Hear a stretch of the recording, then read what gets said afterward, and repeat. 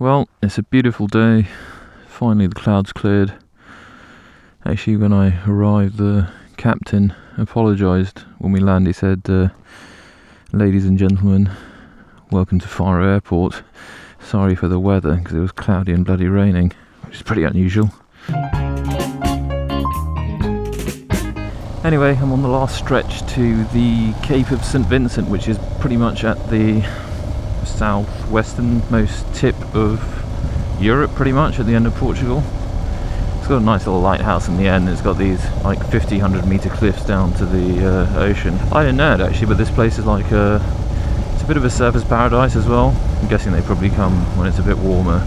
I mean, today's pretty nice. It's like 20 something degrees. I don't know what that, maybe around high 70s, nearly 80 in the Fahrenheit. I think it's great riding around in warm weather, but I had my jacket slightly open, not on the highway, but on a road, and I just basically, the inside becomes like the Natural History Museum. I mean, I had wasps, bees, flies, all kinds of shit that had managed to make its way inside. Oh, there you go, you can see a bit of ocean. Yeah, all kinds of bollocks that managed to get their way in. Yeah, and then the rest of the stuff then collects under my seat. I had like 3 wasps that I was sitting on.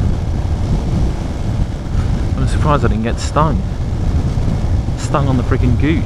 Okay, the one thing that is giving me, one thing that's griping me with this bike at the moment is the fact that it hasn't got a 6th gear.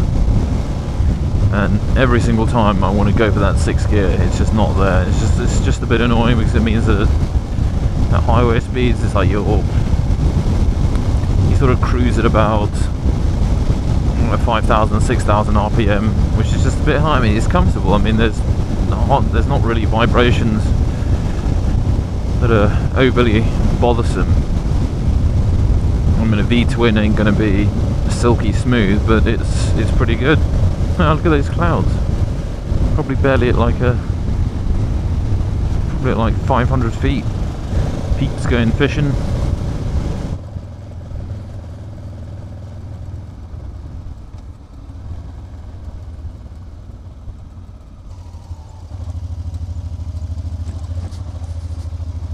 There should be a nice little cliff at the end to have a look at. Fucking hell, these car parks.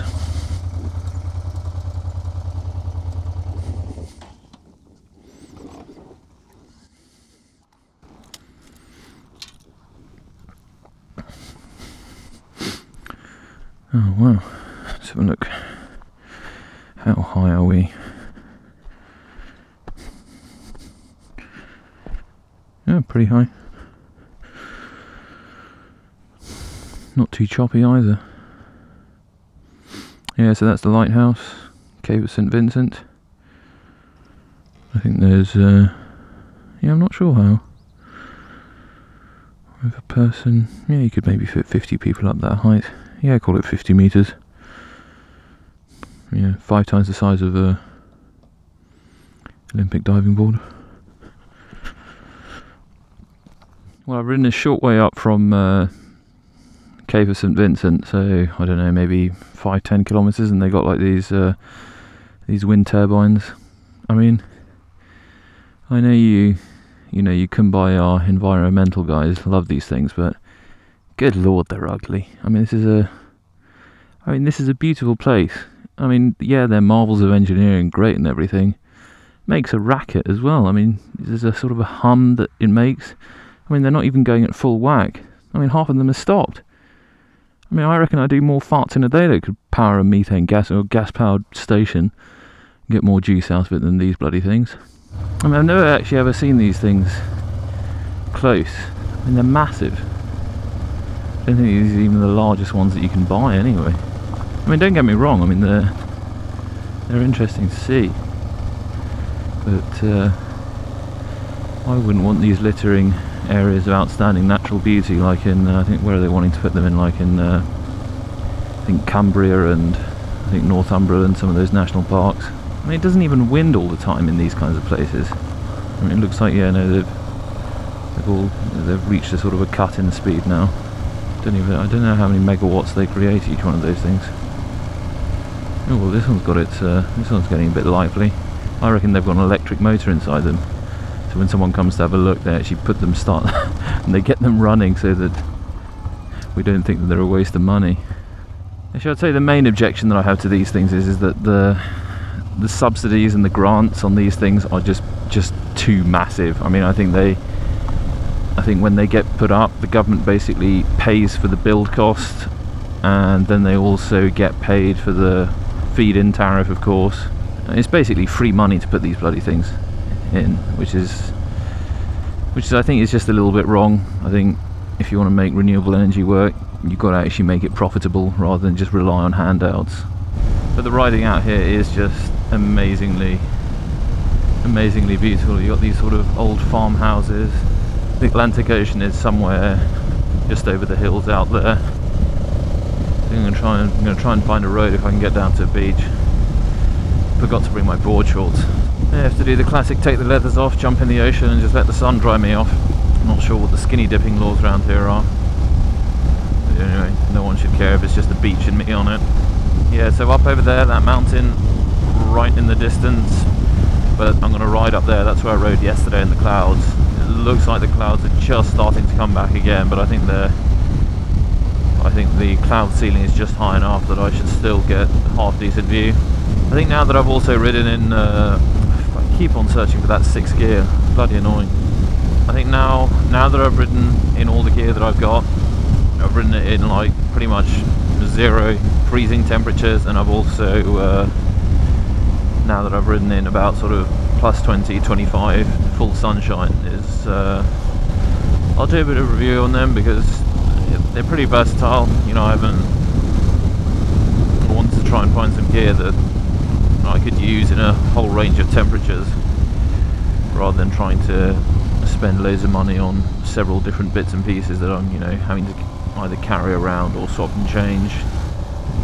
It's nice, easy riding. I mean, I'm not particularly looking to race around, you know, want to take it in compared to the last time. You know, 3 days I think is the absolute minimum. If you're going to rent a bike, it has to be 3 days. You at least need 2 full days to do sort of uninterrupted riding and not worry about having to return the bike.